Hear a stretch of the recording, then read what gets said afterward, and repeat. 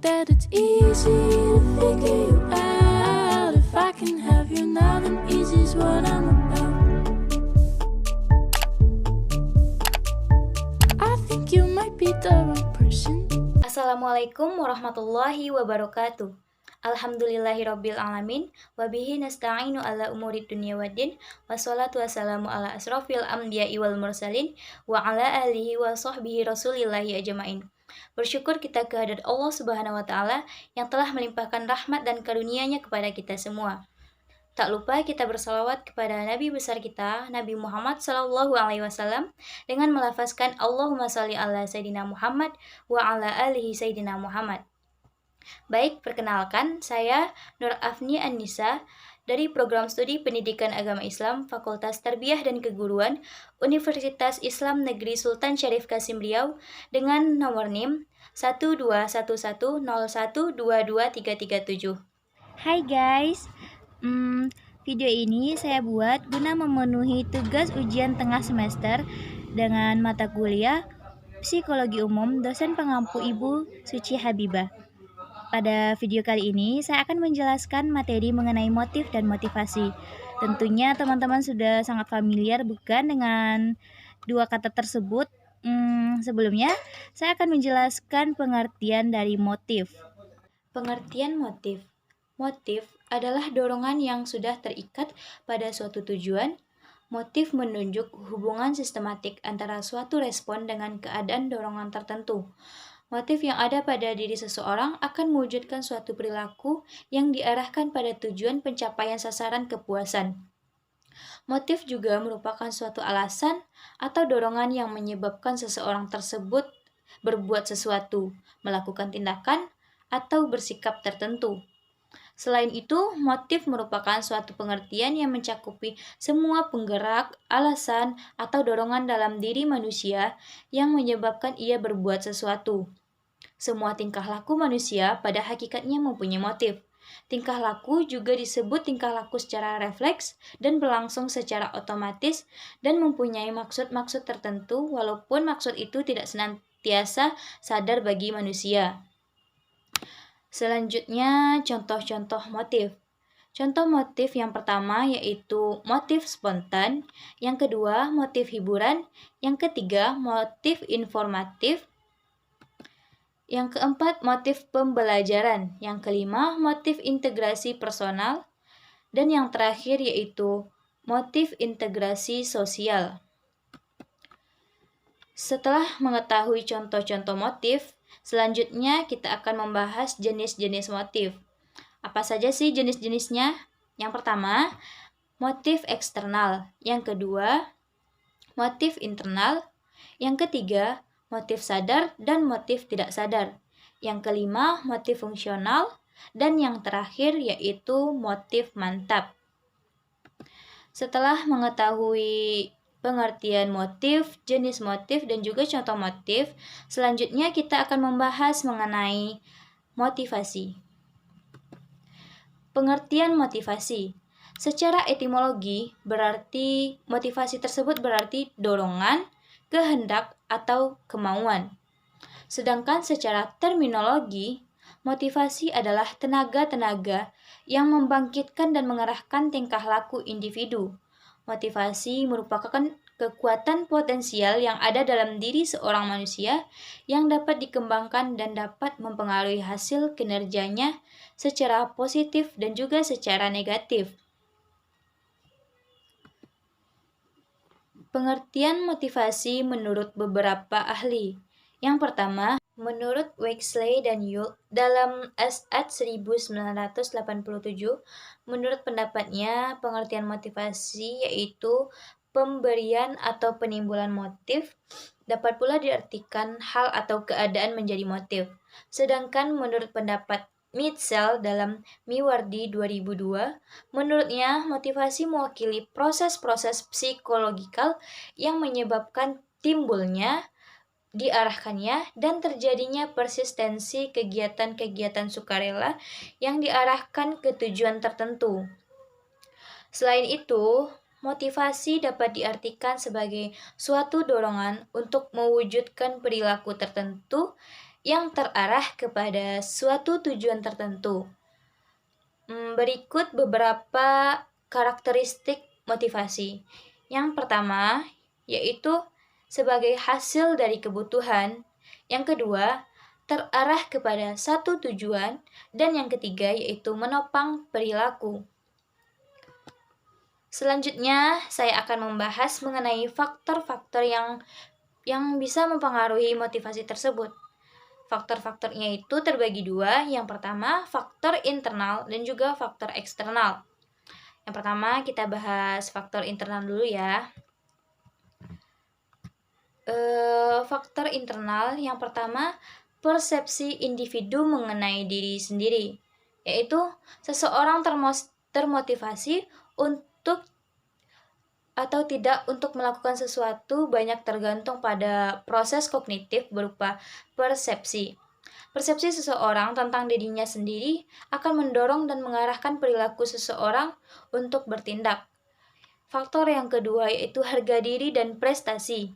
Faktor ini mendorong atau mengarahkan individu atau disebut juga dengan memotivasi untuk berusaha agar menjadi pribadi yang mandiri, yang kuat, dan memperoleh kebebasan serta mendapat status tertentu dalam lingkungan masyarakat, serta dapat mendorong individu untuk berprestasi. Faktor yang ketiga yaitu harapan. Adanya harapan-harapan akan masa depan. Harapan ini merupakan informasi objektif dari lingkungan yang mempengaruhi sikap dan perasaan subjektif seseorang. Harapan merupakan tujuan dari perilaku. Faktor yang keempat yaitu kebutuhan. Manusia dimotivasi oleh kebutuhan untuk menjadikan dirinya sendiri yang berfungsi secara penuh sehingga mampu meraih potensinya secara total. Kebutuhan akan mendorong dan mengarahkan seseorang untuk mencari atau menghindari, mengarahkan, dan memberi respon terhadap tekanan yang dialaminya. Faktor yang keempat, yang kelima yaitu kepuasan kerja, yaitu lebih merupakan suatu dorongan afektif yang muncul dalam diri individu untuk mencapai goal atau tujuan yang diinginkan dari suatu perilaku. Faktor yang kedua yaitu faktor eksternal, atau disebut juga faktor yang berasal dari luar diri individu tersebut. Terdiri atas yang pertama, jenis dan sifat pekerjaan. Dorongan untuk bekerja pada jenis dan sifat pekerjaan tertentu sesuai dengan objek pekerjaan yang tersedia akan mengarahkan individu untuk menentukan sikap atau pilihan pekerjaan yang akan ditekuni. Kondisi ini juga dapat dipengaruhi oleh sejauh nilai imbalan yang dimiliki oleh objek pekerjaan dimaksud. Faktor yang kedua yaitu kelompok kerja di mana individu bergabung. Kelompok kerja atau organisasi tempat di mana individu bergabung dapat mendorong atau mengarahkan perilaku individu dalam mencapai suatu tujuan perilaku tertentu. Peranan kelompok atau organisasi ini dapat membantu individu mendapatkan kebutuhan atau nilai-nilai kebenaran, kejujuran, kebajikan, serta dapat memberikan arti bagi individu sehubungan dengan kiprahnya dalam kehidupan sosial. Selanjutnya, kita akan bahas mengenai jenis-jenis motivasi. Jenis yang pertama yaitu motivasi dilihat dari dasar pembentukannya. Terdiri dari dua bagian. Yang pertama, motif-motif bawaan. Yang kedua, motif-motif yang dipelajari. Jenis yang kedua yaitu motivasi jasmaniah dan juga rohaniah. Motivasi jasmaniah yaitu refleks, insting, dan juga nafsu.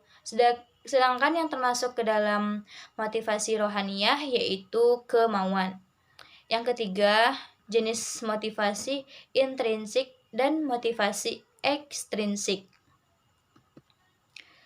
Setelah mengetahui mengenai motif dan juga motivasi, selanjutnya kita akan membahas mengenai perbedaan motif dan motivasi.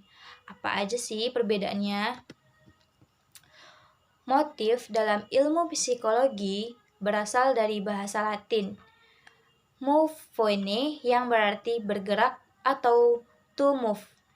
Sedangkan motivasi dalam ilmu psikologi merupakan keadaan dalam diri individu atau organisme yang mendorong perilaku ke arah tujuan. Perbedaan motif dan motivasi saling mempengaruhi. Yang pertama, motivasi dalam ilmu psikologi atau instrumental behavior memicu perilaku dalam ilmu psikologi tertuju pada tujuan atau disebut juga dengan goal. Perilaku dalam ilmu psikologi tertuju tersebut dapat berhenti tetapi akan kembali ke keadaan semula apabila ada sesuatu kebutuhan lagi. Yang kedua, motif dalam ilmu psikologi sebagai pendorong pada umumnya tidak dapat berdiri sendiri, tetapi saling kait-mengait dengan faktor-faktor lainnya. Hal-hal yang dapat mempengaruhi motif dalam ilmu psikologi tersebut adalah motivasi dalam ilmu psikologi. Perbedaan selanjutnya yaitu motif adalah daya, sedangkan motivasi adalah proses. Gimana sih maksudnya? Motif dalam ilmu psikologi adalah daya dalam diri seseorang yang mendorongnya untuk melakukan sesuatu atau keadaan seseorang atau organisme yang menyebabkan kesiapannya untuk memulai serangkaian tingkah laku ataupun perbuatan. Sedangkan motivasi dalam ilmu psikologi adalah proses untuk menggiatkan motif dalam ilmu psikologi. Motif dalam ilmu psikologi menjadi perbuatan atau tingkah laku untuk memenuhi kebutuhan dan mencapai tujuan, atau keadaan dan kesiapan dalam diri individu yang mendorong tingkah lakunya untuk berbuat sesuatu dalam mencapai tujuan tertentu. Perbedaan selanjutnya yaitu motif adalah kebutuhan, sedangkan motivasi adalah keinginan. Motivasi dalam ilmu psikologi merupakan keinginan yang terdapat pada seseorang individu yang merangsangnya untuk melakukan tindakan-tindakan atau sesuatu yang menjadi dasar ataupun alasan seseorang berperilaku. Motivasi dalam ilmu psikologi kerja dapat diartikan sebagai keinginan atau kebutuhan yang melatar belakangi seseorang sehingga ia terdorong untuk bekerja. Motivasi dalam ilmu psikologi seseorang ditentukan oleh intensitas motif dalam ilmu psikologinya. Perbedaan yang ketiga yaitu kekuatan motif dapat menurun, sedangkan motivasi dapat menjadi dorongan. Motivasi dalam ilmu psikologi merupakan proses psikis yang mendorong orang untuk melakukan sesuatu. Motivasi dalam ilmu psikologi dapat berasal dari dalam diri maupun dari luar diri seseorang. Motif dalam ilmu psikologi cenderung menurun kekuatannya apabila sudah terpenuhi atau terhambat pemenuhannya. Pemuasan terhadap suatu kebutuhan mungkin terhambat dan orang itu kemudian putus asa bahkan sampai frustasi. Perbedaan yang keempat yaitu motif dan motivasi sama-sama dimiliki seseorang, termasuk saya sendiri. Setiap orang memiliki dorongan banyak dalam dirinya. Berubah-ubah, kadang apa yang menjadi faktor pendorong dalam diri orang berubah-ubah. Berbeda-beda bagi orang, setiap orang dengan keinginan yang berbeda-beda juga cenderung memiliki dorongan yang berbeda-beda juga. Tidak disadari oleh orang, ada kalanya orang tidak menyadari bahwa ada sesuatu yang mendorongnya untuk melakukan sesuatu tersebut. Yang terakhir yaitu contoh kasus perbedaan motif dan motivasi dalam kehidupan kita. Yang pertama, motivasi dalam ilmu psikologi merupakan salah satu alat atasan agar bawahan mau bekerja keras dan bekerja cerdas sesuai dengan yang diharapkan. Pengetahuan tentang pola motivasi dalam ilmu psikologi membantu para manajer memahami sikap kerja pegawainya masing-masing. Manajer dapat memotivasi dalam ilmu psikologi. Dalam ilmu psikologi, pegawainya dengan cara berbeda-beda sesuai dengan pola masing-masing yang paling menonjol. Yang kedua, bawahan perlu dimotivasi dalam ilmu psikologi. Dalam ilmu psikologi, karena ada bawahan yang baru mau bekerja setelah dimotivasi dalam ilmu psikologi atasannya. Sekian materi yang dapat saya sampaikan. Lebih dan kurangnya saya mohon maaf. Assalamualaikum warahmatullahi wabarakatuh.